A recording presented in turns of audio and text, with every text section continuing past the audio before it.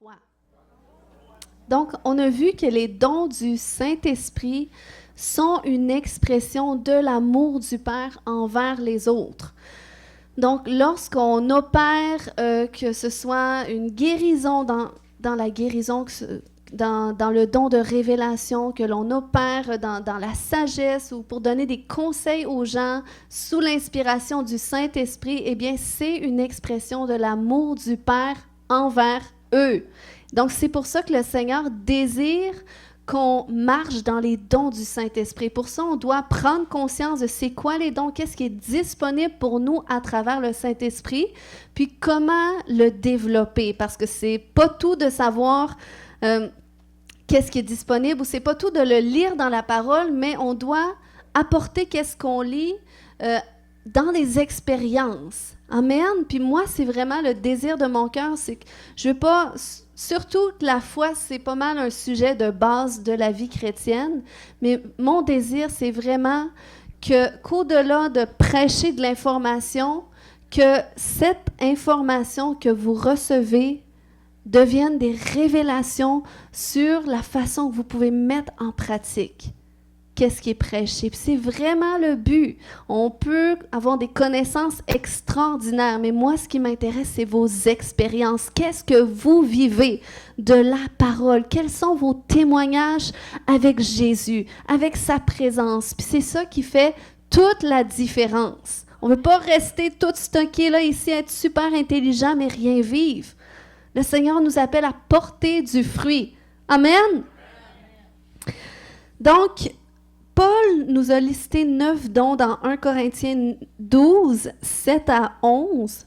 Et il a parlé qu'il y avait, entre autres, le don de la parole de sagesse, la parole de connaissance, la foi, la guérison, les miracles, le prophétique, les prophéties, le discernement des esprits, les langues et l'interprétation des langues. Donc ça, c'est 9 dons qu'il a partagés dans ce passage-là, de 1 Corinthiens 12, 7 à 11. Puis, il faut comprendre que les 9 dons, elles sont des capacités surnaturelles que le Seigneur nous permet d'œuvrer dedans pour manifester le royaume de Dieu, pour que le Seigneur exprime son amour à travers ces dons-là. Puis, moi, quand je regarde mon parcours personnellement, j'ai toujours aspiré, ça va faire 12 ans que je connais le Seigneur en septembre, puis j'ai toujours aspiré aux dons spirituels. Ça a été la raison pourquoi j'ai donné ma vie à Jésus, parce que je viens d'un parcours nouvel âge, puis c'était ça qui m'attirait, le surnaturel. Puis quand je suis venue au Seigneur, eh bien, c'est le surnaturel que je voulais vivre de tout mon cœur. Puis il y a des choses que je vis aujourd'hui, telles que la délivrance, les guérisons, que c'est des choses que je voulais voir. Moi, quand je me suis fait baptiser, 3 mois après ma conversion, j'étais devant une église bien straight. Puis là, ils disent « Pourquoi tu veux te faire baptiser? » Et là, moi, c'était la première fois que je parlais devant des gens avec un micro. Puis là, je disais « Seigneur, si ça va bien, ça va être un signe pour moi que peut-être tu m'appelles à ça. » Puis ça a bien été par la grâce de Dieu, mais c'était tellement inconfortable.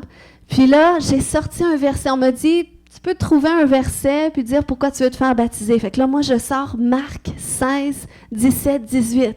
J'ai dit, moi, je veux me faire baptiser parce que la Bible dit, voici les miracles qui accompagneront ceux qui auront cru en mon nom. Ils chasseront les démons et tout le reste. Donc, c'est ça que j'ai déclaré. C'est comme si on aurait pu entendre un petit cricket. Les gens étaient peut-être pas habitués à ça, mais j'étais tout feu, tout flamme, toute nouvelle dans le Seigneur. Mais c'était mon désir. Mais c'est plusieurs années plus tard que j'ai commencé à voir ces choses d'une façon plus concrète. Pourquoi? Tout simplement parce que c'est un processus. C'est pas parce que tu désires nécessairement voir quelque chose avec le Seigneur que tu le vois tout de suite. Puis surtout dans les dons du Saint-Esprit, c'est bien beau les dons, mais si tu n'as pas le caractère pour soutenir ces dons-là, parce que, tu sais, on est comme un vase, hein? On est comme un récipient. Puis ça, c'est c'est comme l'outre que nous sommes, en fait. Puis le Seigneur, il veut nous former. Il veut former notre caractère à travers la révélation de notre identité de fils et de fille. Il veut nous transformer.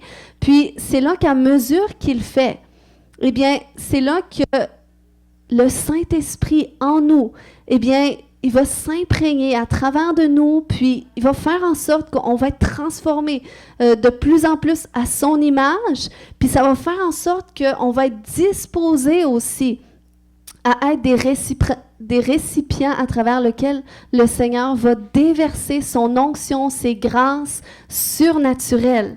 Amen. Donc, c'est pour ça que oui, les dons, c'est quelque chose qu'on aime, c'est quelque chose qu'on veut voir, mais notre caractère, c'est tout autant important, sinon plus, parce que c'est ce qui va faire en sorte que tu vas pouvoir soutenir les grâces que Dieu veut que tu portes. Amen.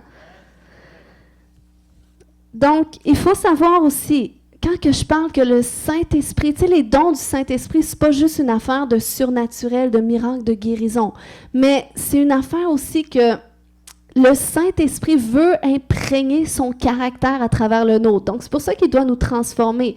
Fait que c'est pour ça qu'on est appelé pas juste à manifester les dons spirituels, mais aussi à porter les fruits de l'Esprit que Galates 5 nous partage. Puis ça, c'est à travers notre processus de transformation que ça se fait. Puis, dans le fond, le Seigneur, c'est ça, il veut nous transformer, puis il faut savoir, là, OK, les apôtres, là, dans les Écritures, ils n'étaient pas simplement des témoignages parce qu'ils opéraient dans le surnaturel, dans les guérisons, dans les miracles, mais ils étaient aussi des témoignages du Seigneur par l'assurance qui sortait d'eux.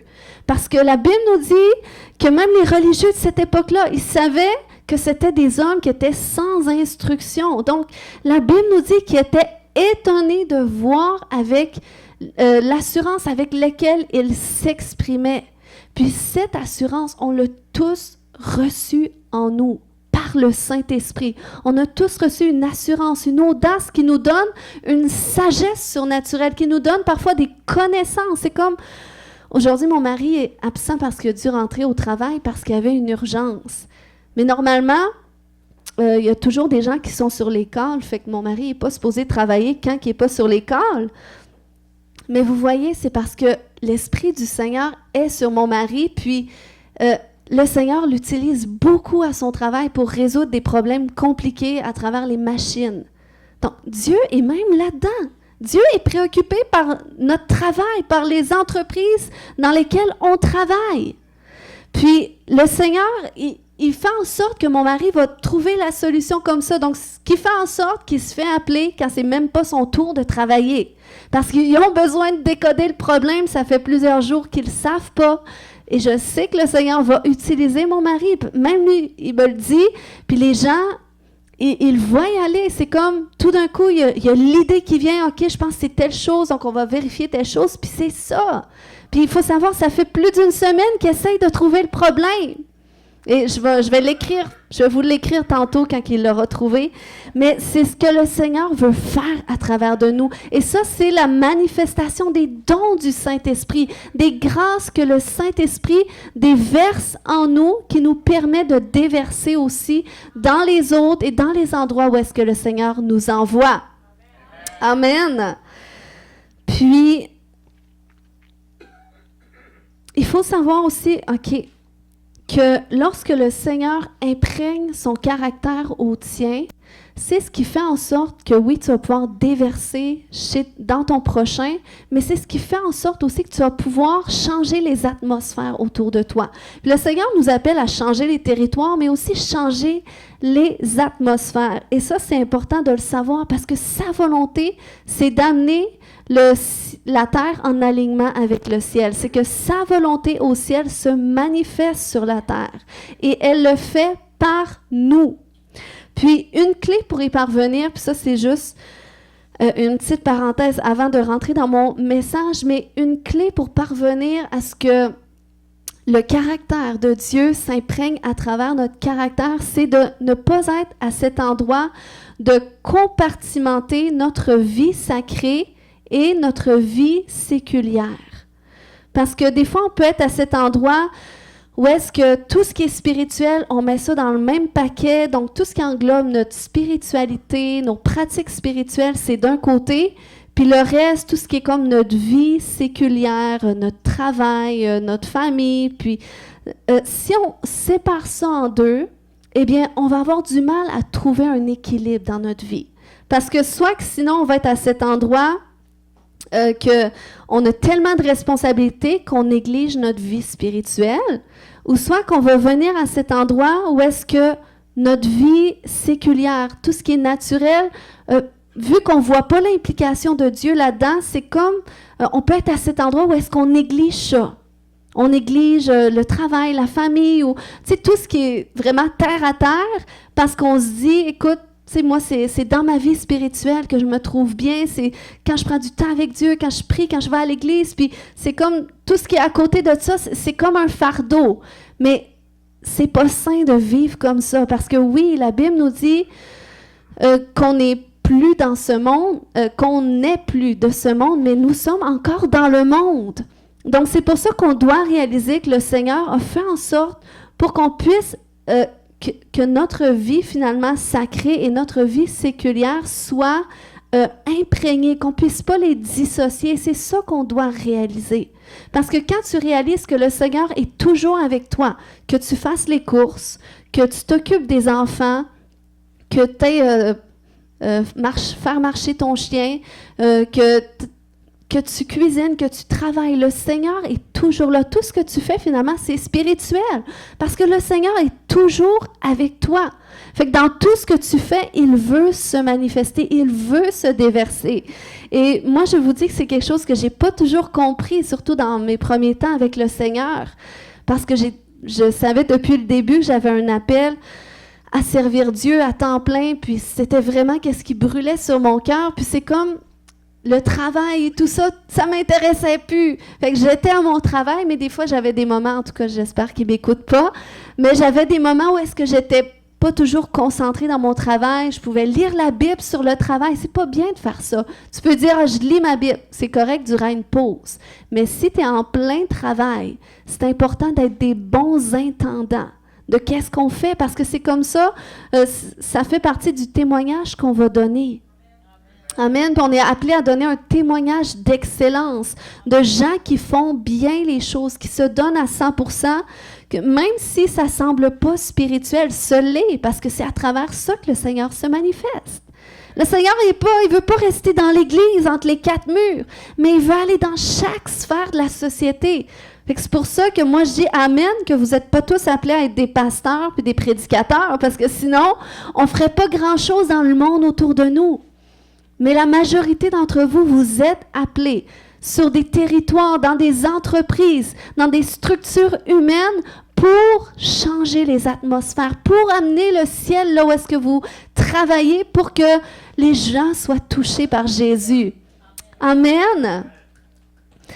C'est comme, ça faisait, en tout cas depuis le début de l'année, tu sais, vu que j'ai les horaires flexibles, j'ai toujours comme été disponible pour mes enfants quand il y avait des activités scolaires, puis j'avais dit à l'enseignante, tu sais, qu'elle peut communiquer avec moi n'importe quand. Puis j'ai été souvent là, puis tu sais, c'est une enseignante, je lui avais déjà, veux pas parler de ma foi, j'avais pas le choix parce qu'il y avait certaines choses que j'étais en désaccord qu'elle enseigne à mes enfants. Fait que super ouverte, la professeure elle m'écrivait souvent pour me dire, là, on va parler de telle chose, je pense que ça, t'es pas à l'aise. Fait que je disais, bon, ben, je vais garder mon garçon à la maison, c'est correct. Puis, tu sais, on a toujours comme entretenu un certain lien comme ça. Mais j'ai vu pourquoi le Seigneur l'a permis, parce qu'à la fin de l'année, il y a eu un voyage. Puis, je suis allée avec eux au zoo. J'étais assise derrière durant le trajet d'autobus, puis j'ai commencé à parler avec l'enseignante. Ça a donné qu'on était assis ensemble, puis là, elle me posait des questions sur qu'est-ce que je fais, puis c'est quoi être pasteur. C'est pas vraiment connu ici. Fait que je lui explique un peu brièvement, mais très simplement aussi. Puis ensuite, je commençais à lui poser des questions, puis je lui demande si elle a des enfants. Puis là, elle me dit l'âge de ses enfants et tout. Puis là, elle commence à me parler. Je lui demande est-ce qu'elle a des petits-enfants. Fait que là, elle me dit « Oh non, ma fille n'est pas capable d'avoir d'enfants. » Fait que là, ça l'a ouvert une porte pour que je dise « Écoute, ben, je vais prier pour que ta fille puisse concevoir. » Et là, après ça, puis elle a dit, ben, mon autre garçon, lui, a coupé les ponts, puis j'ai pas trop de nouvelles. Fait que là, ben là, c'était une autre porte ouverte. Là, je dis, Seigneur, comment je peux rentrer dans ça? Puis finalement, je voyais que là, on s'était fait interrompre par un enfant, puis elle n'était pas revenue sur le sujet. Mais là, je pouvais pas ne pas revenir. Puis, elle m'avait dit autre chose, juste avant qu'on se fasse interrompre. Elle m'avait dit que son garçon menait une vie qui n'était pas vraiment en désaccord, puis ça avait été difficile, mais que là, en tout cas, elle a passé par-dessus, puis elle a accepté. Puis là, ensuite, on se fait interrompre par un enfant, puis là, après ça, la discussion était comme coupée. Puis là, j'ai vu, tu sais, elle voulait pas me dire c'était quoi, puis bon, je suis curieuse en plus. Fait que là, finalement, j'ai dit, en tout cas, j'ai dit, moi, j'ai un frère qui a donné bien de la misère à ma mère. J'ai dit, il était dans la drogue et tout ça, je raconte le témoignage de mon frère. Puis là, elle dit, ah ouais, elle dit, ben, tout ce que tu dis de ton frère, c'est ça que je vis. Puis là, j'ai dit, ben, en tout cas, en bout de ligne, j'ai dit, c'est juste pour te montrer, parce que là, j'ai dit finalement qu'il s'en est complètement sorti, que sa vie, elle a changé du tout au tout. J'ai raconté un peu les différences. Et là, elle disait, wow, tu sais, puis là, j'ai dit, tu sais, si je te dis ça, c'est juste pour te montrer que c'est possible, que là, il vit ça, mais que c'est pas la finalité. Donc, j'ai pu l'encourager, puis ça me fait comprendre que le Seigneur a permis que je crée une connexion comme ça simplement parce qu'il savait qu'est-ce que cette dame vit, puis qu'il savait que j'avais un témoignage qui pouvait connecter avec les cris de son cœur. Amen. Donc, c'est pour ça que c'est important qu'on soit dans le monde, qu'on crée des connexions, des relations, parce que Dieu veut nous utiliser. Dieu aime tellement tout le monde. Nous autres, des fois, on peut voir les gens, on dit, ah, il est dans le péché, puis il est pas beau à voir, puis moi, une vie comme ça, on peut juger les gens. Mais Dieu a une solution pour ces gens-là, et nous, on porte cette solution. Amen. Donc, ce matin, on va passer à travers les 9 dons spirituels, mais aujourd'hui, on va se concentrer sur la foi, le don de foi. Donc, qu'est-ce que la Bible nous enseigne sur la foi? Dans la tradition juive, la définition de la foi, tu sais, lorsqu'on parle qu'Abraham, c'était le père de la foi. Donc, quand on parle de ce terme foi-là, ça signifie la confiance en Dieu. Donc, c'est comme Abraham avait une pleine confiance en Dieu. Puis, du moment qu'on accepte Jésus dans notre vie, eh bien, la Bible nous dit que, dans le fond, notre salut, ça ne vient pas de nous. C'est un don de Dieu. C'est par la foi que nous sommes sauvés. Ça ne vient pas de nous. Je pense que c'est Éphésiens 2, 6 ou 8, si je ne me trompe pas. 2, 8, il me semble. Puis, la foi, finalement, Dieu, du moment là, que tu confesses de ta bouche que le Seigneur est...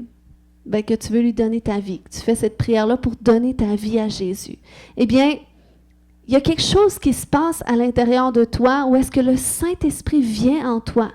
Et lorsqu'il vient en toi, le Saint-Esprit, quand tu donnes ta vie à Jésus, il vient en toi, puis il vient déverser une mesure de foi. Donc, si on voit là, donc quand on accepte Jésus, peut-être qu'on a la foi juste gros comme ça, comme un petit grain, comme ça. Mais c'est ce qui se produit dès que tu donnes ta vie à Jésus. Puis la bonne nouvelle, c'est que comme la Bible nous dit, par rapport à la foi, ça ne dépend pas de la quantité, mais c'est vraiment la qualité. Parce qu'un petit grain de foi, c'est suffisant pour voir le Seigneur agir. Donc, dès qu'on accepte Jésus, eh bien, on reçoit une mesure de foi qui nous permet de croire en lui, de réaliser que la parole de Dieu, la Bible, c'est vraiment comme la parole de Dieu. Puis ça nous permet que lorsqu'on lit les Écritures, bien, il y a une foi qui vient, il y a une confiance qui vient pour nous, dans notre cœur pour nous dire, écoute, tu sais, ce qui est écrit, c'est vraiment vrai, tu peux t'appuyer là-dessus. Les promesses qui sont à l'intérieur de la Bible, c'est vrai. Donc, tu peux les voir en application dans ta vie. Donc, ça, c'est la foi qu'on reçoit. Puis, il y a une autre chose aussi qui s'appelle le don de foi. Donc, ça, c'est comme si c'est une mesure de plus de foi que le Seigneur déverse en nous pour l'accomplissement d'un but particulier. le don de foi. Un don, on a vu, un don, c'est un cadeau. C'est quelque chose que Dieu donne. On ne mérite pas un cadeau, on n'achète pas, on n'essaye pas de gagner, mais on reçoit simplement par la foi, on le saisit. C'est lorsqu'on aspire aussi aux dons les meilleurs, comme la Bible nous dit, qu'on peut les voir en opération dans notre vie. Donc, la foi, c'est aussi un don. Puis, il faut comprendre, OK, que par rapport à Dieu, OK, notre Dieu, c'est le Dieu de maintenant. OK, puis là, avant que vous me lancez des pierres en disant « T'as peu, moi, ça fait tellement longtemps que je prie pour une circonstance, je vois rien. » OK. Le Seigneur, c'est le Dieu de maintenant dans le sens... tu sais, la Bible nous dit dans Hébreux 11.1 que la foi, c'est une ferme assurance des choses qu'on espère. Donc, il faut comprendre que la foi, ça commence dans notre cœur. Ça commence avec une conviction intérieure que Dieu a entendu. Et si Dieu entend, ça s'aligne avec sa parole. Il y a une assurance qui vient que ça va s'accomplir. Il y a une assurance, la Bible dit que toute chose concourt au bien de ceux qui aiment Dieu. Donc, tu peux être dans n'importe quelle épreuve, mais par le don de foi, c'est comme peu importe cette épreuve qui se présente devant toi, c'est comme si tu vas avoir soit une révélation, une confirmation intérieure que non, t'as peu. Ça, c'est pas la finalité. Le Seigneur permet ça parce que quelque chose d'autre que Dieu veut débloquer en ma faveur. Donc, c'est ce que ça fait le don de foi. C'est comme si ça te permet de voir dans le ciel qu'est-ce que Dieu veut faire malgré ta circonstance, puis aller tirer dessus, tirer sur qu'est-ce que Dieu veut faire, puis il y a une confiance, il y a une conviction qui vient en toi, une assurance, c'est ça, puis c'est ça. Tu sais, c'est comme par exemple, le fait qu'on a vendu notre maison. Vous savez, ça fait 1 mois qu'on est déménagé, moi puis mon mari, dans la même ville, mais le fait de vendre, de mettre en vente la maison, c'était un pas de foi. Essayer de vendre une maison quand tu n'as pas d'autres maisons. Puis surtout que moi, j'avais vraiment un attachement qui était réciproque avec ma maison. On s'aimait réellement.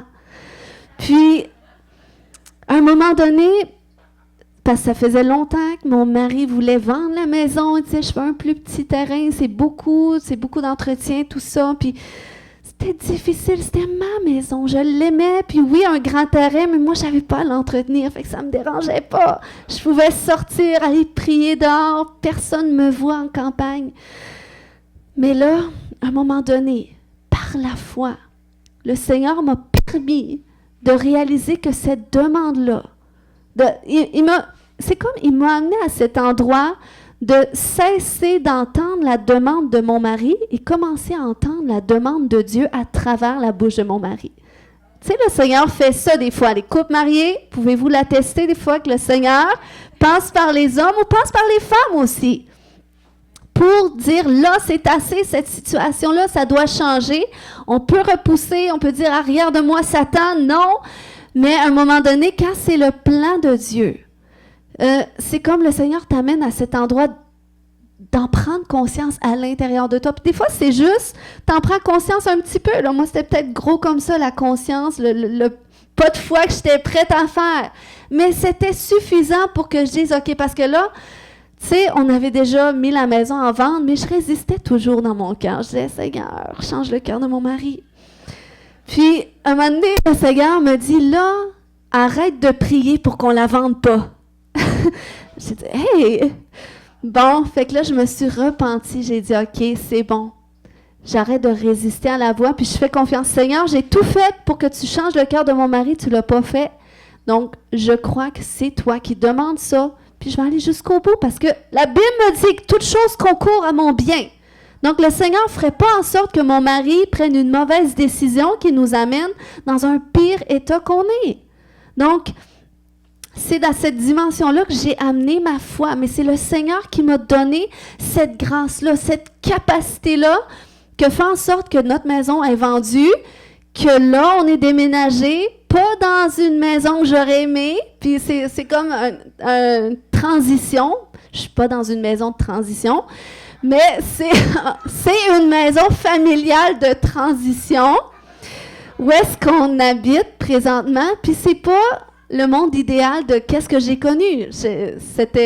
J'étais beaucoup plus confortable avant. Mais il faut comprendre que la foi, ça ne fait pas en sorte que tu n'auras pas d'épreuve aussi. L'épreuve fait partie du chemin de foi aussi pour t'amener là où est-ce que Dieu veut.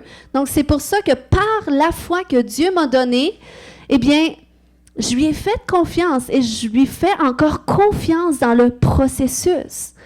À un tel point qu'on a quitté la maison avec une vision de la maison qu'on voudrait, mais à un tel point que j'ai mis toute vision de maison sur l'autel. J'ai dit, Seigneur, si c'est là que tu nous appelles à vivre dans cette maison que je considère transitoire, eh bien, Seigneur, que ta volonté soit faite. Parce que le Seigneur a des plans extraordinaires. Et ça, c'est comment je le sais? Parce que je ne vois pas l'avenir, mais je le sais par la foi. La foi, c'est une ferme assurance.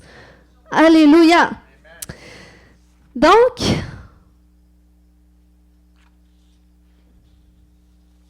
il faut savoir que la foi, c'est vraiment un style de vie par lequel le Seigneur nous appelle à vivre par la foi.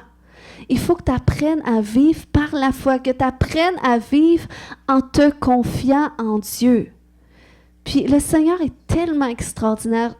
Je vous dis, quand tu vis une vie comme ça, le Seigneur se manifeste à toi. Le Seigneur, si tu te dis ce matin, mais moi, je n'ai pas de témoignage. À toutes les fois, y a-t-il des gens, des fois, quand tu témoignes les histoires des autres. Puis c'est correct de le faire parce que ça nous inspire aussi. Mais sais-tu que le Seigneur veut que tu vives tes propres témoignages aussi? Il veut que tu viennes à cet endroit où est-ce que tu vas témoigner tes propres affaires. Amen?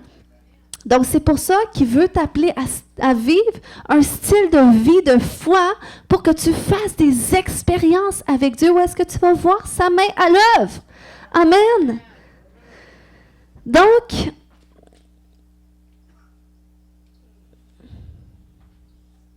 quand que je disais tout à l'heure que Dieu, c'est le Dieu de maintenant, il y a certaines choses que Dieu, c'est comme pour des circonstances, des situations, il va nous donner une foi pour l'accomplissement d'un certain projet, d'un certain plan, mais on ne le verra pas tout de suite s'accomplir. Mais ça, c'est pas grave.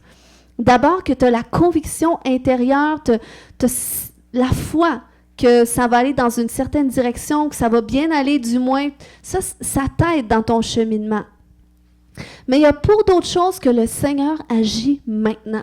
Puis on le voit plein d'histoires dans la parole de Dieu. Lorsque Jésus guérissait, il parlait et la chose arrivait. Lorsqu'il chassait les démons partaient. On l'a vu ce matin. Et ça, c'est par la foi. C'est par la foi qu'on fait ça. Parce qu'on ne voit pas dans l'esprit. Mais c'est par la foi qu'on dit, écoute, il y a quelque chose de spirituel là et je l'adresse au nom de Jésus parce que c'est ce que la Bible me dit que je peux faire parce que je crois en lui. Et par la foi, à cause de la foi en opération, Dieu agit. Amen. Donc, il faut savoir que cette foi-là, ce don de foi que le Seigneur met en nous, c'est pour enlever tous les obstacles d'impossibilité dans notre vie. Quel que soit ce qu'on traverse, quelles que soient les circonstances.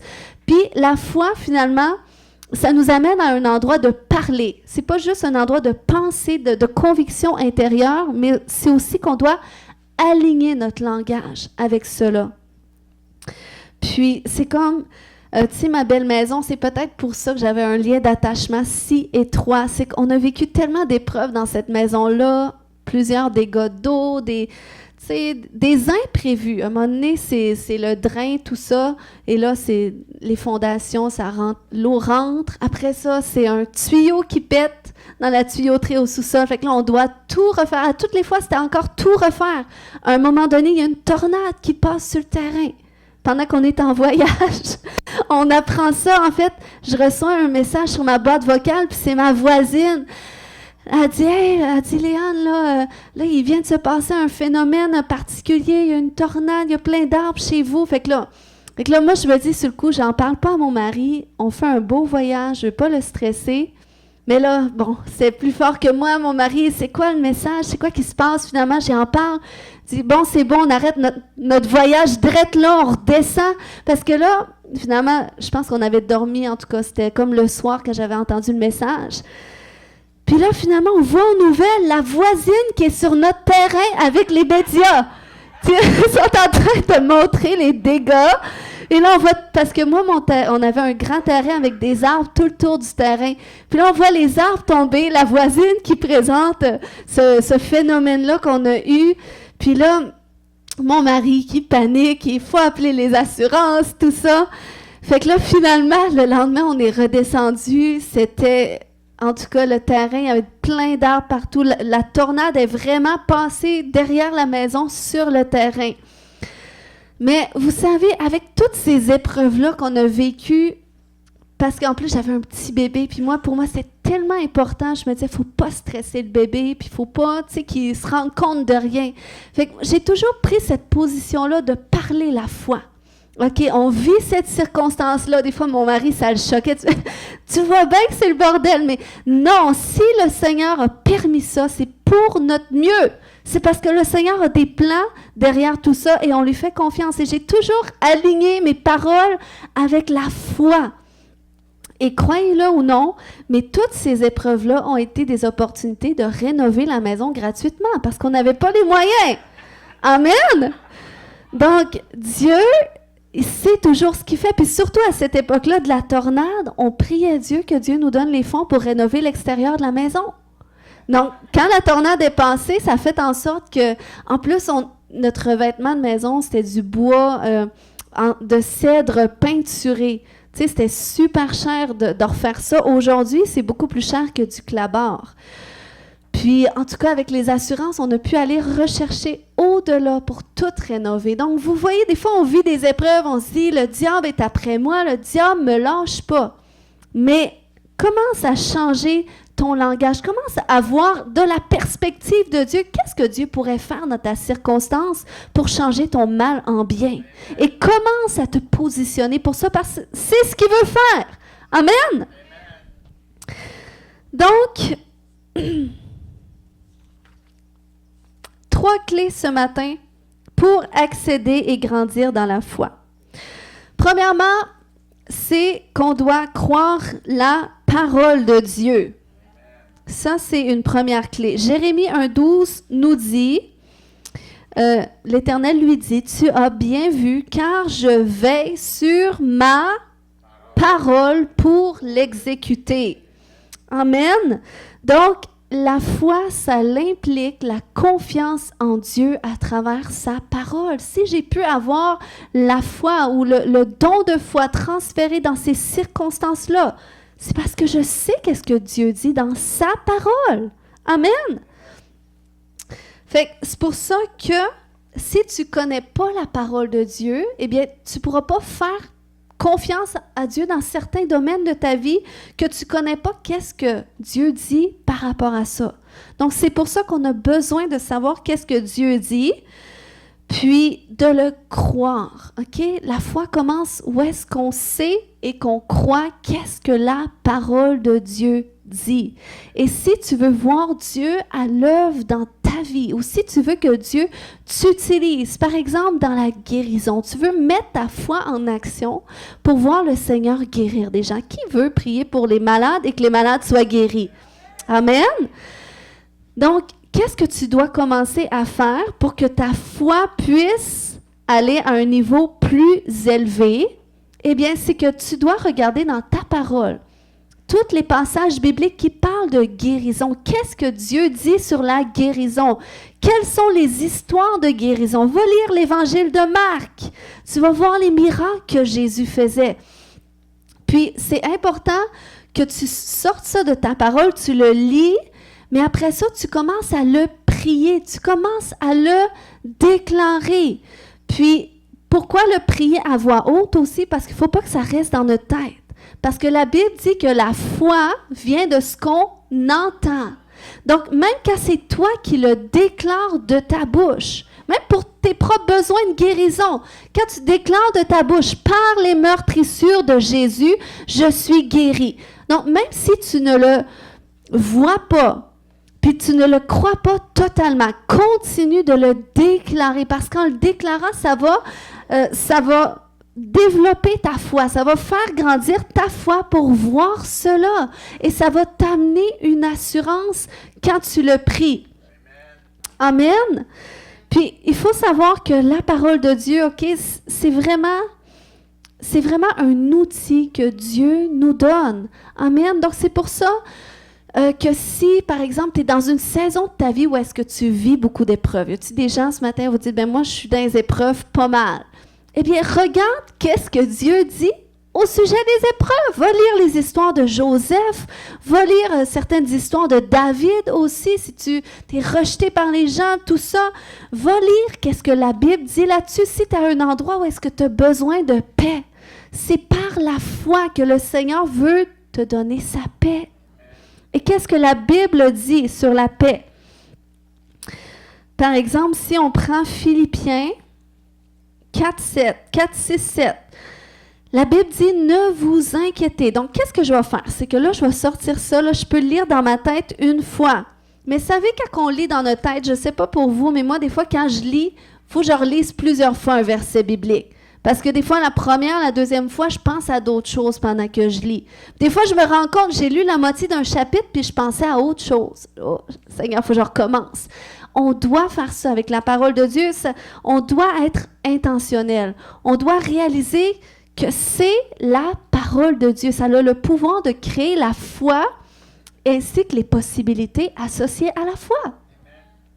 Donc, si je suis inquiète, je vis des épreuves, j'ai manque de paix, je vais aller chercher ce verset-là de Philippiens 4, 6, 7, qui dit, et là je vais le dire à voix haute, « Ne vous inquiétez de rien, mais en toutes choses, faites connaître vos besoins à Dieu par des prières et des supplications avec des actions de grâce. » Donc là, la Bible me dit de ne m'inquiéter de rien. Puis comment je fais? Eh bien, ça commence par faire connaître mes besoins à Dieu, par des prières. Donc, tout ce qui suscite l'inquiétude, l'agitation intérieure, eh bien, je commence à dire, Seigneur, je vis telle chose, je me sens comme cela. Tu peux être honnête avec Dieu. Tu n'as pas besoin d'avoir un langage de foi tout de suite quand tu rentres dans la présence de Dieu. Tu peux commencer en exprimant ton cœur comme David faisait dans les psaumes. Des fois, il était tout dévasté intérieurement, puis il disait, Seigneur, mais t'es où? Puis il vivait des choses difficiles, puis il le mentionnait. Mais il finissait par déclarer la grandeur de Dieu. Pourquoi? Parce que c'est ce que ça fait quand tu rentres dans sa présence avec des inquiétudes, avec des tourments, des afflictions. Tu lui fais connaître, tu les mets devant lui. Et là, parce que tu lui fais connaître, eh bien là, tu crois le verset 7 qui dit par la suite que quand tu ne t'inquiètes pas, mais que tu fais connaître tes besoins à Dieu, ça dit que la paix de Dieu qui surpasse toute intelligence. Donc, ça veut dire que c'est une paix au-delà de ta propre paix. C'est une paix qui est tellement plus grande, puis qui peut vraiment englober tout ce que tu vis. Il dit, gardera vos cœurs et vos pensées en Jésus-Christ. Donc là, tu commences à lire ça, puis tu commences à le déclarer. Je refuse de m'inquiéter parce que j'ai fait connaître mes besoins à Dieu. Je refuse de m'inquiéter parce que j'ai confiance en Dieu. Je refuse l'inquiétude parce que la paix de Dieu, j'ai fait connaître mes besoins à Dieu. Donc, je refuse toute forme d'anxiété, toute forme de stress. Mais je viens saisir cette paix que Jésus a pour moi, cette paix qui garde mes pensées et mon cœur en Jésus. Donc, vous voyez, finalement, je prie simplement la parole de Dieu. Ça a l'air bien impressionnant, la prière que je fais. Mais c'est la parole de Dieu.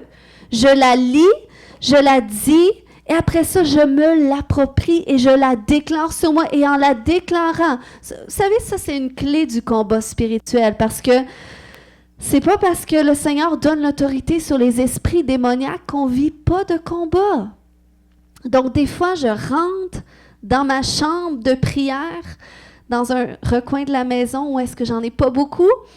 Et là, j'ouvre ma parole et je commence à prier la parole sur qu'est-ce que je vis. Puis des fois, ça arrive que je me sente agitée à l'intérieur parce que je suis dans un combat spirituel. Ça m'arrive à moi aussi.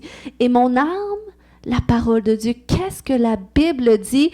Et là, je fais exactement comme je vous ai montré. Je vais lire et je vais commencer à le déclarer. Et là, je viens à un point où est-ce que je suis rentrée, j'étais comme affligée intérieurement, et là, je ressors, je saute dans ma chambre, et je crie, et je déclare, et je crie en langue, et je fais tous les temps parce que Dieu est là. Parce que pourquoi? Parce que j'ai changé l'atmosphère à l'intérieur et à l'extérieur aussi, simplement grâce à la parole de Dieu. Et ça, c'est par la foi. Amen, par la confiance en Dieu, que Dieu est là, que Dieu est derrière. Il veille sur sa parole pour l'exécuter ou l'accomplir. Amen. Donc, il faut que tu fasses ça, quel que soit ce que tu veux voir dans ta vie, par la foi, parce qu'on veut vivre un style de vie de foi.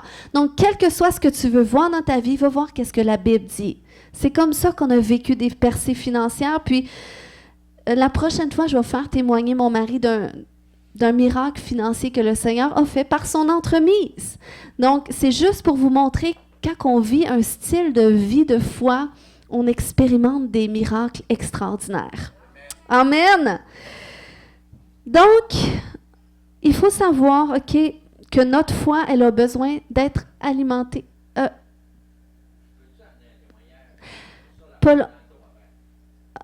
Parle-en à Marlène, ma coordinatrice ministérielle et ma responsable de protocole. Tu peux aller voir Marlène.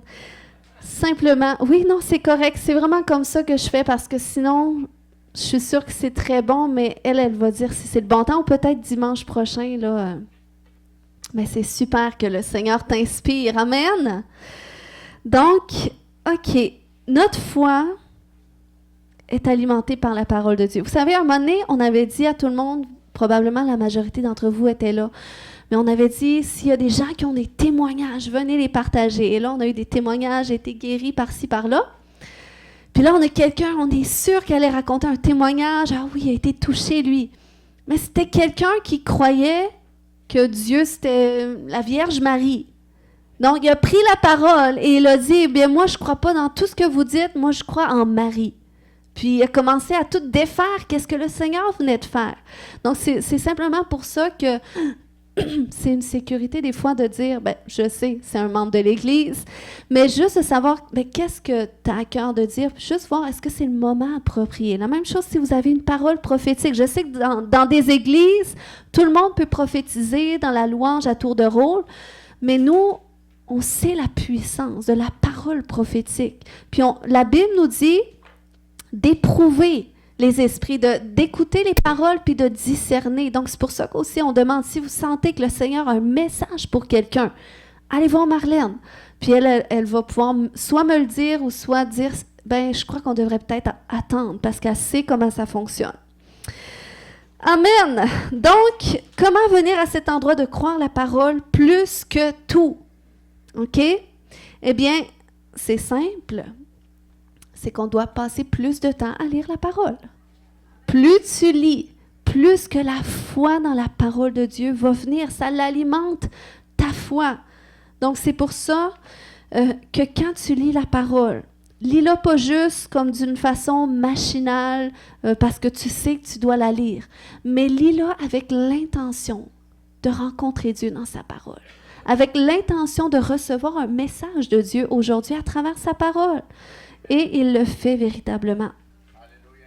Deuxième clé, tu parles la parole. Donc, comme je disais tout à l'heure, la foi ne doit pas juste rester dans notre pensée, mais on doit la connecter jusqu'à notre cœur et la parler. La bouche parle de qu'est-ce qui est dans le cœur. Donc, c'est pour ça qu'on doit parler la foi. On doit déclarer. Notre Dieu déclare les choses qui ne sont pas comme si elles étaient. C'est comme ça que Dieu a créé le ciel, la terre et tout ce qu'elle contient par sa parole.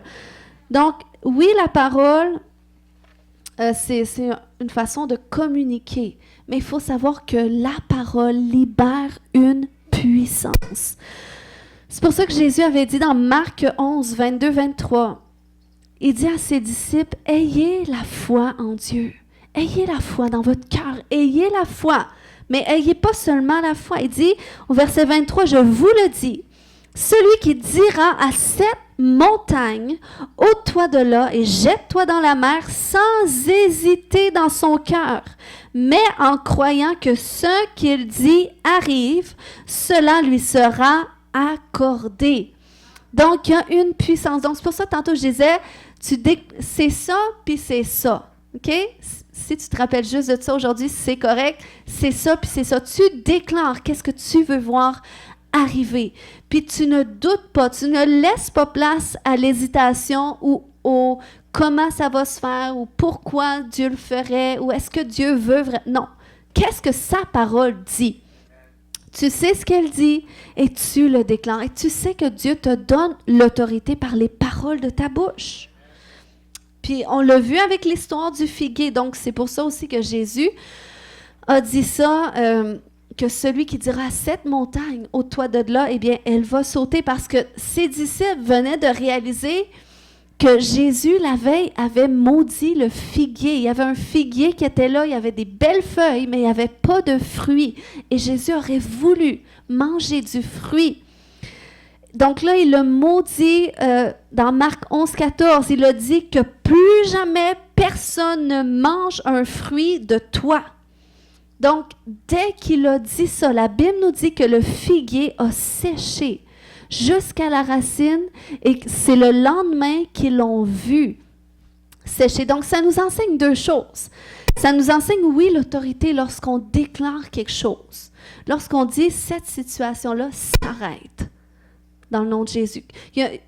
Puis, il faut savoir que, oui, l'autorité dans la parole, mais il y a aussi cet aspect-là que quand tu commandes à des choses de se produire, eh bien, c'est dans la dimension invisible que ça commence toujours. Donc, c'est pour ça que c'est par la foi qu'on déclare des choses. Donc, on ne le voit pas nécessairement tout de suite prendre forme comme on le dit. Mais tu crois que ce que tu dis arrive. Puis, la Bible nous dit que le figuier a séché à la racine en premier. Puis la racine, c'est à quel endroit? Dans le fond de la terre, il y a quelques jardiniers ici, c'est bon? Je pense que tout le monde sait pas mal ça. Donc, c'est en dessous de la terre, la racine. Donc, elle a séché dans la dimension invisible en premier. Et ça, c'est comme ça que ça se passe pour les choses. C'est dans l'esprit en premier et ensuite, c'est dans le naturel. Amen. Donc, on doit réaliser que la vie et la mort sont au pouvoir de notre langue. Donc, on crée qu'est-ce qu'on dit. C'est comme quand tu vis des choses difficiles. Moi, je trouve que c'est correct d'être honnête. Tu sais, de pas juste comme on parle par la foi, c'est le désastre autour, mais on fait comme si tout va bien. C'est correct de dire, écoute, c'est difficile, je vis telle chose, je ne sais pas qu'est-ce que je vais faire. C'est correct d'exprimer ton cœur. Mais c'est juste qu'on ne doit pas rester à cet endroit-là de parler toujours négativement. Pourquoi? Parce que c'est ce qu'on va amener, parce que nos paroles influencent l'atmosphère. Donc, est-ce qu'on veut amener l'atmosphère, est-ce qu'on veut créer une atmosphère où est-ce que Dieu agit, ou est-ce qu'on veut créer une atmosphère où est-ce que le ciel est fermé? Donc, le Seigneur veut agir dans nos circonstances et on doit se positionner, se lever, voir qu'est-ce que la parole de Dieu dit, se l'approprier, dire c'est pour moi et tu commences à aligner ton langage avec ça. Donc, et aussi, il faut savoir que malgré l'autorité qui est dans notre parole, on sait que c'est quand même un combat parce que c'est facile aussi de dire n'importe quoi. C'est facile de parler sur le coup de l'émotion. Mais même Jacques a dit que la source d'eau amère, puis la source fait-elle jaillir par la même ouverture l'eau douce et l'eau amère. Donc, il ne faut pas qu'il en soit ainsi.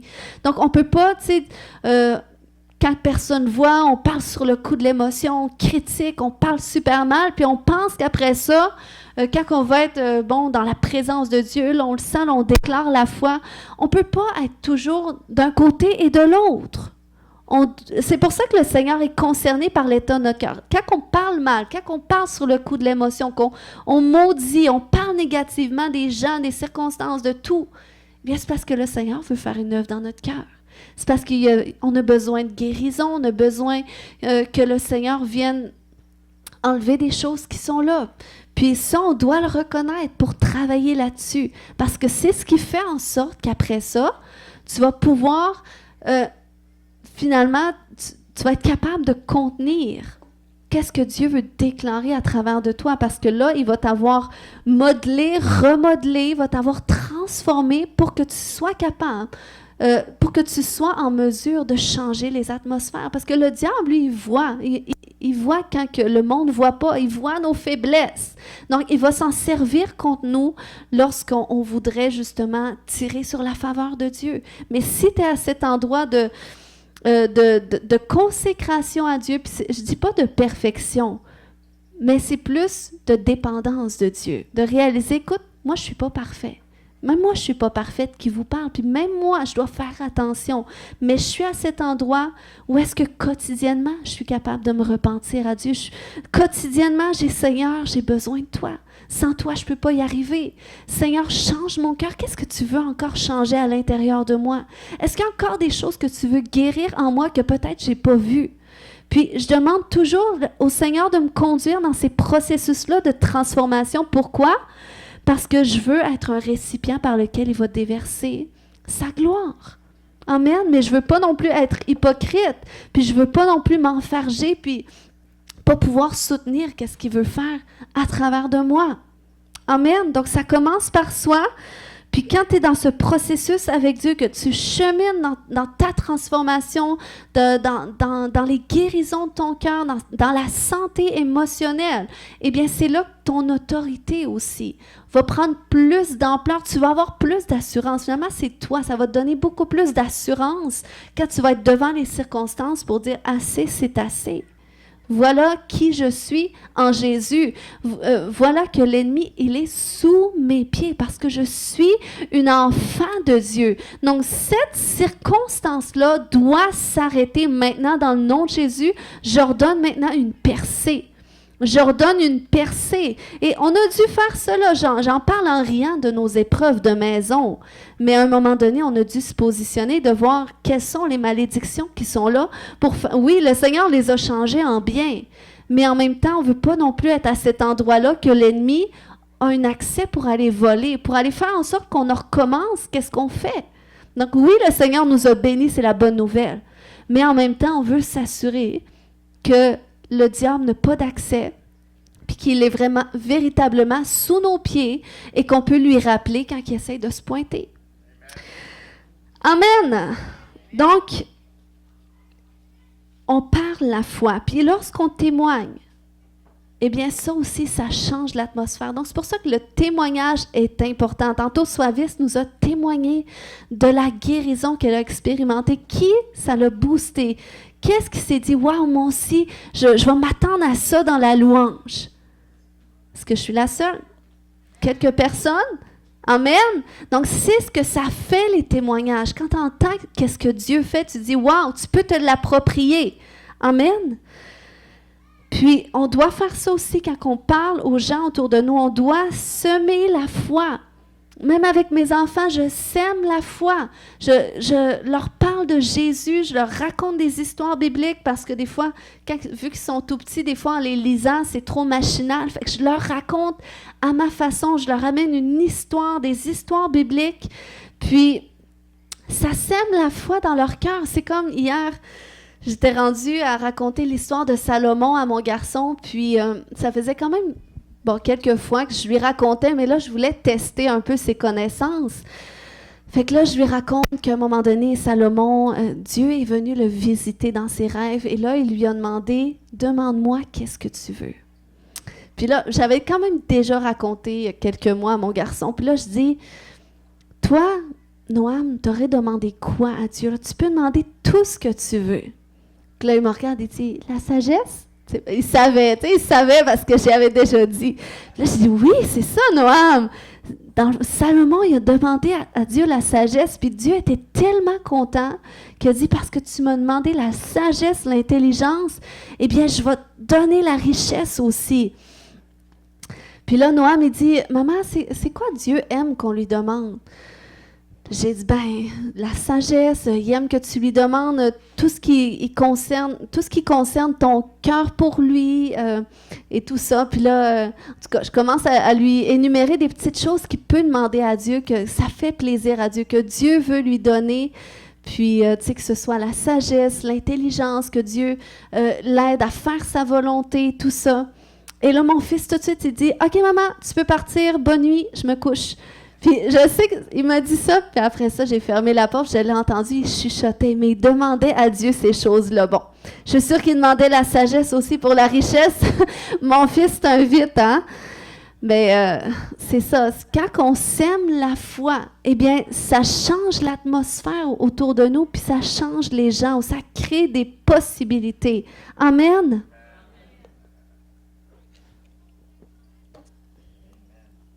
Donc, Jésus changeait l'atmosphère partout où est-ce qu'il allait. Donc, c'est pour ça, des fois, Jésus arrivait devant des cas.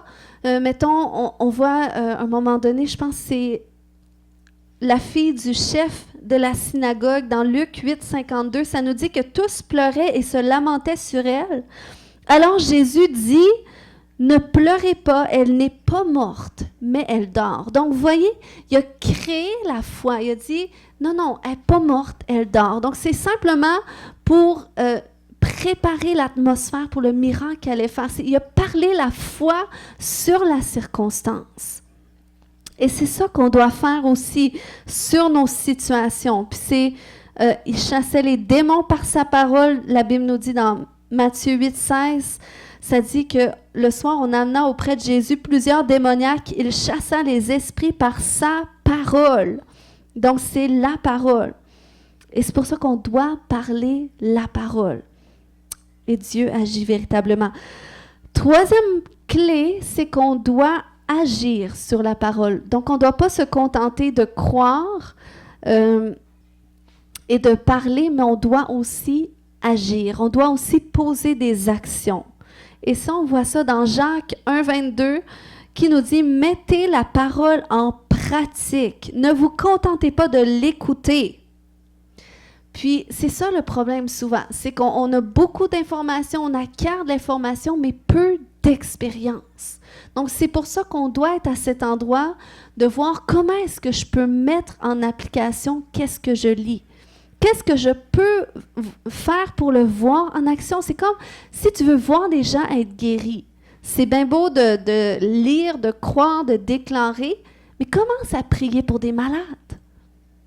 Si tu veux que Dieu parle à des gens, t'aimes le prophétique, bien, ouvre ta bouche et commence à prophétiser. Commence à encourager quelqu'un sous l'inspiration divine. Donc, on doit mettre notre foi en action. Si tu brûles pour le salut des âmes, eh bien, témoigne.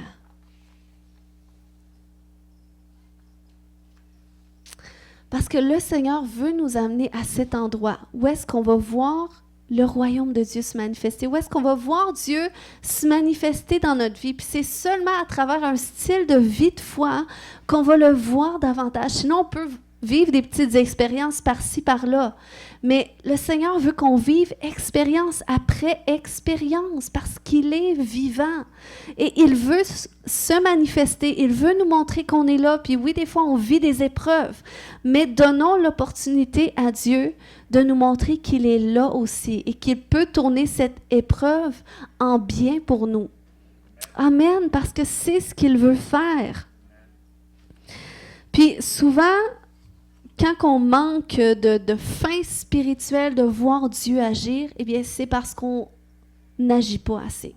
C'est parce qu'on ne fait pas assez des pas de foi. C'est vraiment sur le terrain que l'appétit spirituel vient. Ceux qui évangélisent pourraient nous le dire. Quand tu évangélises, tu vois une âme qui est touchée par le Seigneur. Je suis certaine que ça te donne envie, Gino, d'aller évangéliser tout le monde. C'est ça que ça fait. Donc, c'est pour ça que si tu veux développer un cœur pour les âmes, commence à dire, Seigneur, donne-moi une opportunité de témoigner à quelqu'un aujourd'hui. Sois intentionnel et prépare-toi à ça, parce que sinon, les opportunités vont arriver, mais tu vas peut-être passer à côté parce que tu n'étais pas préparé. Donc, on doit, tu sais, quand la Bible dit « aspire aux dons spirituels », on doit aussi se préparer, à les mettre en opération, à dire « écoute, il y a peut-être quelqu'un aujourd'hui qui a besoin d'un conseil, puis Seigneur, moi, je veux être cette personne. Moi, aujourd'hui, Seigneur, permets-moi d'amener une solution à quelqu'un qui a un problème. » Donc, le Seigneur, il veut nous utiliser, mais on doit être intentionnel. Puis, on doit vouloir faire des pas de foi. Amen. Puis, c'est quand tu en fais que là, c'est comme ça te bâtit, ça te fortifie, ça te booste. C'est comme lorsque, des fois, je vis des cas de délivrance extraordinaires, puis à toutes les fois, mais ça me booste tellement que je serais prête à délivrer tout le monde. Puis c'est comme je ferais même sortir dans la rue, puis c'est ça que ça fait, parce que là, c'est le Saint-Esprit qui est en opération à travers toi, puis toi, ça te booste. Ça alimente ta faim pour le miraculeux, puis c'est comme ça que tu vois Dieu agir. Mais si on ne fait rien, si on se contente de venir à l'Église par tradition, eh bien, on ne verra pas grand-chose dans notre vie. Le Seigneur veut nous amener à vivre une vie de foi où est-ce qu'on vit des expériences avec lui, des expériences de notre foi, des témoignages de notre foi, puis qu'on devient des témoignages vivants de Christ. Amen. Tu es un témoignage vivant de Jésus. C'est par toi que Jésus peut montrer qu'il est réel. Amen. Donc, moi, je veux vous inviter de commencer à dire à Dieu, Seigneur, au-delà de mon train-train quotidien, de ma vie que je suis habituée de vivre à tous les jours, qu'est-ce que tu m'appelles à faire? Qu'est-ce que tu m'appelles à faire de plus?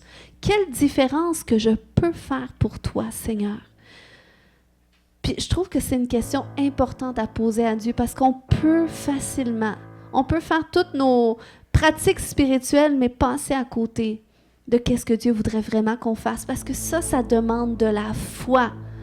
Ça demande de faire des pas de foi. Et c'est une des raisons pourquoi j'ai vendu ma maison aussi. Parce que j'ai senti que je suis vraiment à cet endroit où est-ce que le Seigneur va m'appeler à faire des plus grands pas de foi.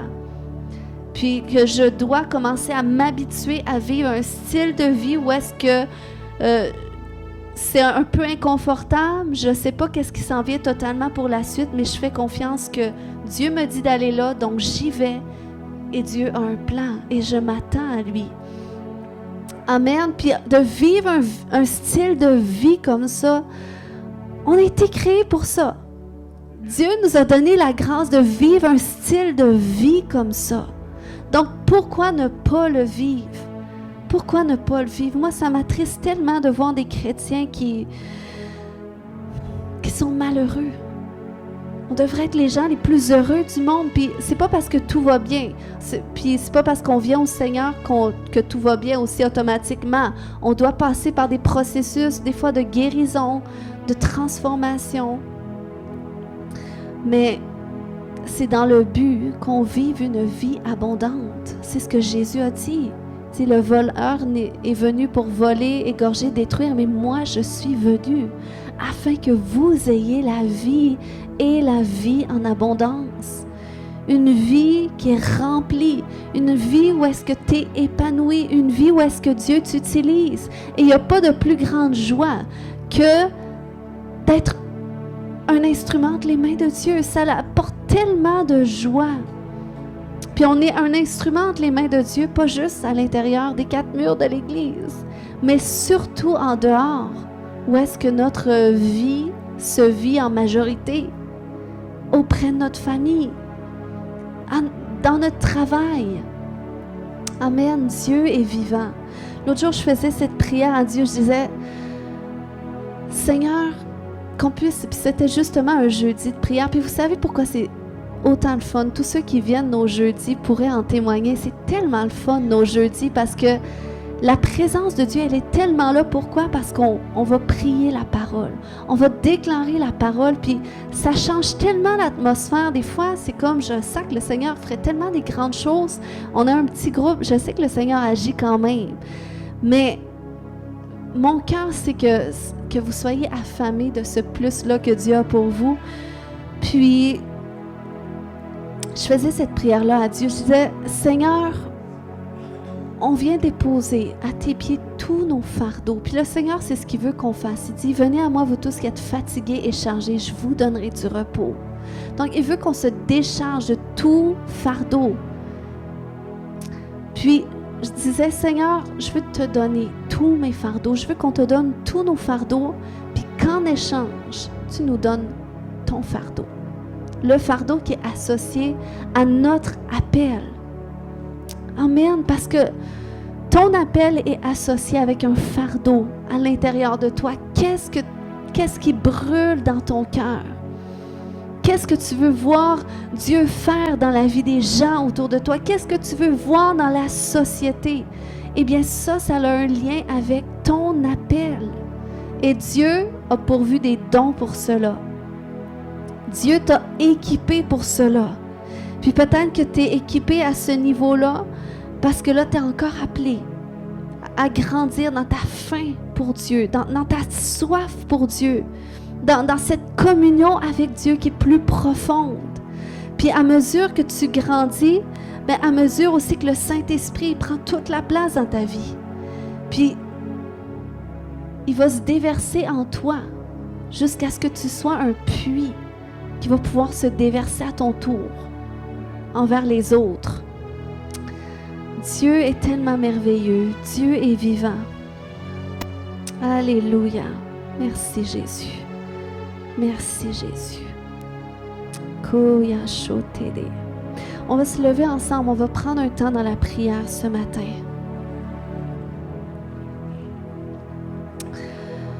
Amen. Est-ce qu'il y a des gens que ça les encourage? Amen. Vous savez, la parole de Dieu, elle est vivante. Et on a parlé de la foi. Alors le Seigneur veut activer aussi le don de foi dans votre vie pour que vous puissiez aussi voir des choses extraordinaires dans tous les aspects de votre vie. Amen. Dans tous les aspects au complet. Alléluia. Merci Jésus. Est-ce qu'il y a des gens qui diraient, moi j'ai jamais donné ma vie à Jésus puis j'aimerais aujourd'hui faire ce pas. Peut-être je l'ai donné depuis longtemps, mais je voudrais aujourd'hui vivre quelque chose de nouveau avec lui. Donc, si tu es là ce matin, j'aimerais prier avec toi simplement là où est-ce que tu es. Tu peux lever ta main, puis je vais prier avec toi.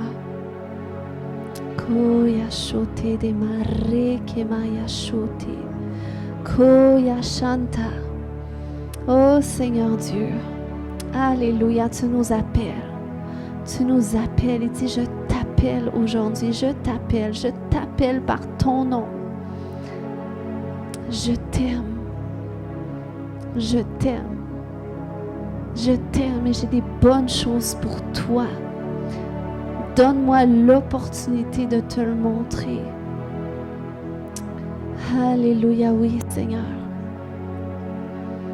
Si tu es ici et tu veux simplement renouveler cette prière, tu peux dire, Seigneur Jésus, je me repens pour m'être éloigné de toi. Je me repens pour mes doutes. Je me repens pour mes péchés. J'abandonne tout blocage qui m'empêche de venir pleinement à toi. Prends toute ma vie. Tu es mon Seigneur. Tu es mon Sauveur. Amen. Alléluia. Alléluia.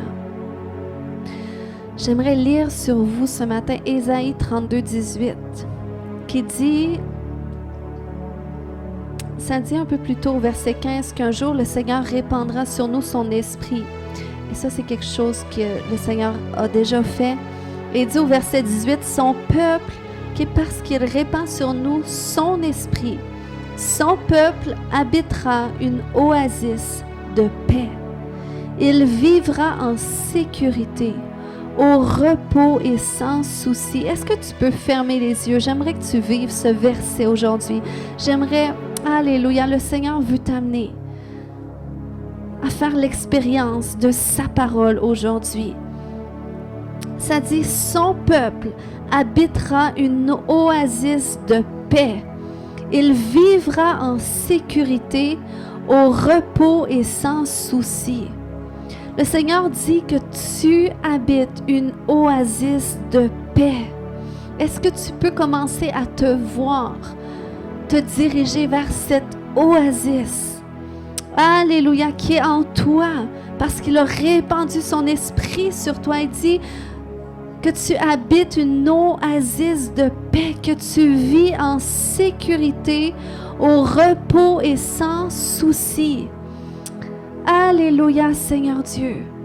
Alléluia, tout ce qui te rend insécure, tout ce qui te rend agité, tout ce qui te rend inquiet, ça veut dire que le Seigneur le prend sur lui. Il fait un échange avec toi. Il dit, donne-moi toute insécurité, donne-moi toute peur, donne-moi toute agitation, même qu'est-ce qui t'agite dans tes nuits, donne-moi toute forme d'insomnie, donne-moi tout ce qui te rend insécure, inquiet, même pour ton avenir. Donne-moi-le, donne-moi-le, donne-moi-le et saisis par mon esprit la paix, saisis par mon esprit le repos, saisis par mon esprit la sécurité. La sécurité, Koremaya Shote. Je déclare que tout esprit de peur te quitte. Tout esprit de peur te quitte. Au nom de Jésus. Et que la sécurité qui vient de Dieu, son repos, son amour t'enveloppe. Alléluia. Est-ce que tu peux te voir dans cette oasis, un oasis de paix? Un oasis de paix, c'est ce qu'il veut amener dans ta maison, un oasis de paix. C'est ce qu'il veut amener dans ta famille. Un oasis de paix, c'est ce qu'il veut amener dans tes relations. Alléluia. Oh Seigneur, tu veux faire qu'on soit bien avec soi-même. Tu veux nous réconcilier avec toi pour qu'on se réconcilie avec soi aussi. Pour qu'on soit libre de toute forme de honte, de toute forme de culpabilité. Alléluia, le Seigneur, il y a une onction de réconciliation aujourd'hui qui vient. Une réconciliation entre toi et Dieu. Une réconciliation avec toi. Toute culpabilité face à toi. Tout ce qui te disait, tu aurais dû faire ceci, tu aurais dû faire cela, tu n'as pas fait ceci. Ça te quitte maintenant. Ça te quitte maintenant. Pourquoi? Parce que tu es dans cette oasis de paix. Tu es dans la sécurité, dans le repos, dans la paix parfaite. Merci Jésus. Koya Shotede. Koya Shotede. Il est là. Il est là ce matin. Il est là ce matin. Et alors que tu es dans sa présence, Korema Maya Shote. Koya Shata Rekete, là où est-ce que tu as besoin de guérison dans ton cœur? Mets ta main sur ton cœur. Mets ta main sur ton cœur ce matin. Alléluia. Oh, Kore Babaya Shata, je déclare que cette guérison que Dieu opère dans ta vie s'approfondit. Cette guérison s'approfondit. Alléluia. Rokeyeshete. Cette guérison. Alléluia, plus profond. Oh, alléluia, Seigneur, tu déverses une pluie fraîche dans cette oasis de paix, dans cette oasis de paix. Viens le rencontrer, Seigneur, tu es celui qui dépasse les barrières, tu es celui qui renverse les forteresses. Corre, baba, baba, yasho, ton onction coule, Seigneur Dieu. Ton onction qui répare les brèches. Ton onction qui amène repentance, humiliation. Qui amène, Seigneur Dieu, ce désir plus profond de toi. Koyeshete de maraka, il est là. Laisse-le te rencontrer. Laisse-le guérir ton cœur. Laisse-le te montrer qu'il est Dieu. Alléluia. Koremaya shoto. Merci Jésus. Merci pour ton amour profond. Ton amour profond. Alléluia, ton amour profond. Kore babaya shote. Kore mamaya shote. Koya shote. Il est là, sa paix. Saisis sa paix. Un oasis de paix. Un oasis de paix. Une paix qui est disponible tout le temps. Tout le temps. Une paix qui est toujours là. Une paix qui est toujours là. Tu peux choisir de sortir de tes circonstances qui te stressent pour dire j'entre dans sa paix.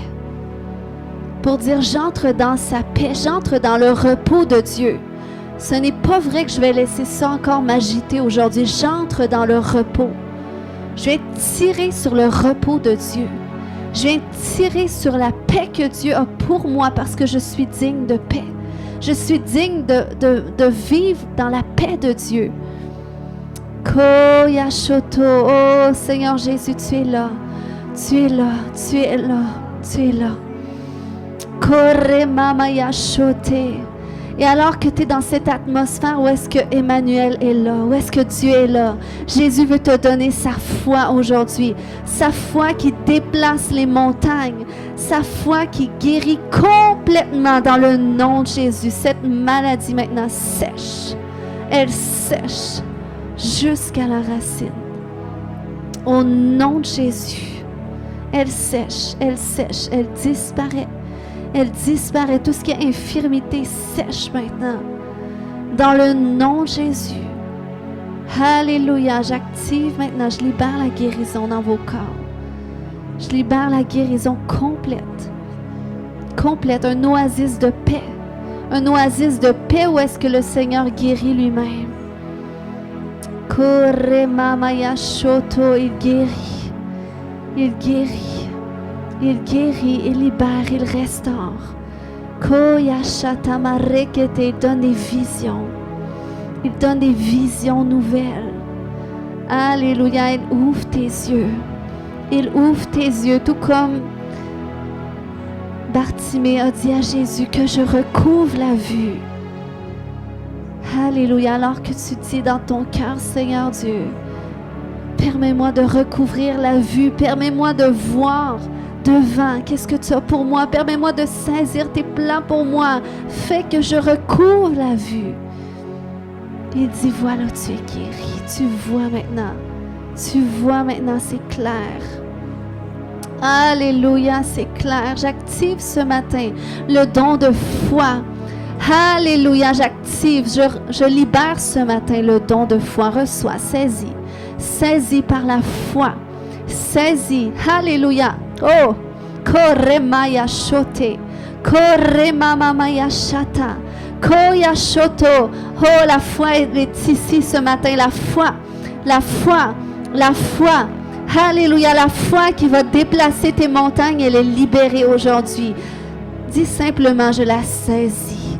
Je la saisis. Alléluia. Oh, saisis-la ce matin. Saisis la foi. Oh oui, la foi. La foi contre toute impossibilité. Kore mama maya shoto. Oh, alléluia. Le Seigneur relâche la foi ce matin. Oh, alléluia. Alléluia. Oh, il y a des gens ce matin, vous tirez sur la foi. Et le Seigneur, il dit oui. Il dit oui, tu reçois. Oh, ta circonstance va changer. Ta circonstance va débloquer. Ta circonstance, tu vas voir même, tu vas aller dans une autre direction. Parce que tu tires sur la foi. Alléluia. Alléluia. Kore mama yashoto. Ke yashoto. Alléluia. Je ne sais pas quel miracle que tu attends par rapport à une maison. Mais ce matin, alléluia, ton miracle est débloqué. Ton miracle est débloqué. Ton miracle est débloqué. Kore mama yashote. Koya shoto. Koya shoto. Emmanuel est là. Emmanuel est là. Alléluia. Koya shoto marekete. Oh Seigneur, touche. Touche. Touche. Kore mama maya shoto. Koya shoto mareke. Seigneur, tu libères de toute forme de maux de tête, de migraine, Seigneur, et de tourments dans les pensées, Seigneur, dans le nom de Jésus. Tu libères maintenant. Tu libères, tu guéris. Tu guéris. Alléluia, tu guéris. Kore mama mama yashote. Ko yashote. Alléluia, reçois sa paix.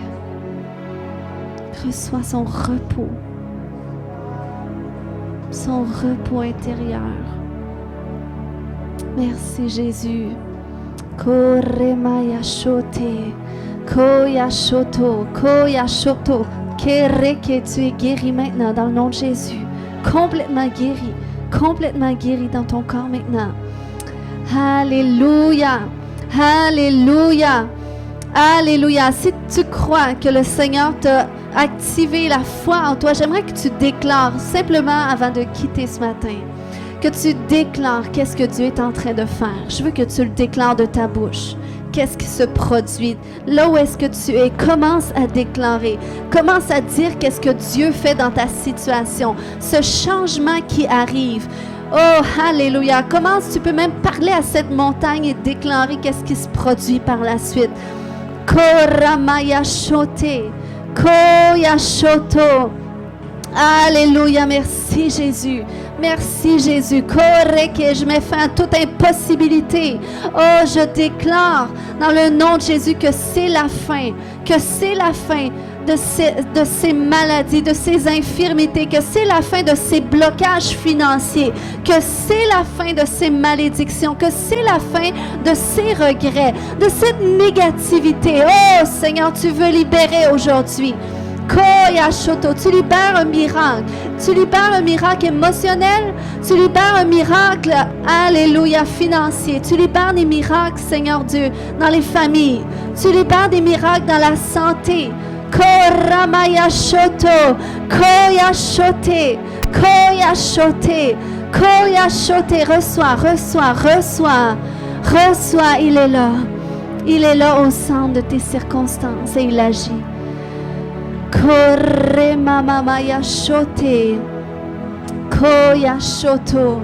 Koya shatama rekete. Koya shoto. Tu es là, Emmanuel. Tu es là, Emmanuel. Alléluia. Tu es là, Emmanuel. Papa, Dieu très haut. Koya shote. Koya shatama reke mama ya shanta. Tu es là, tu nous rencontres. Tu nous actives, tu nous propulses dans tes voies, Seigneur Dieu, dans les plans que tu as pour nous, Seigneur Dieu. Et c'est là que je prie, Papa, pour un transfert de fardeau. On te remet tous nos fardeaux, Seigneur, tous nos soucis, toutes nos préoccupations, toute distraction. Et Seigneur, je prie pour ce transfert de fardeau. Oh, libère sur nous le fardeau qui est associé à notre destinée, qui est associé à notre appel. Oh, alléluia, je déclare que les opportunités arrivent. Que les opportunités arrivent. Au nom de Jésus. Oh, est-ce qu'il y a des gens qui se sentent légers ce matin? Alléluia. Est-ce qu'il y a quelqu'un qui souffre de maux de tête ou de migraine?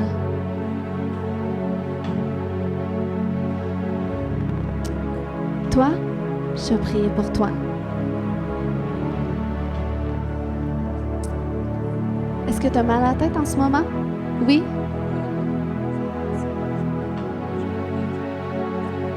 OK.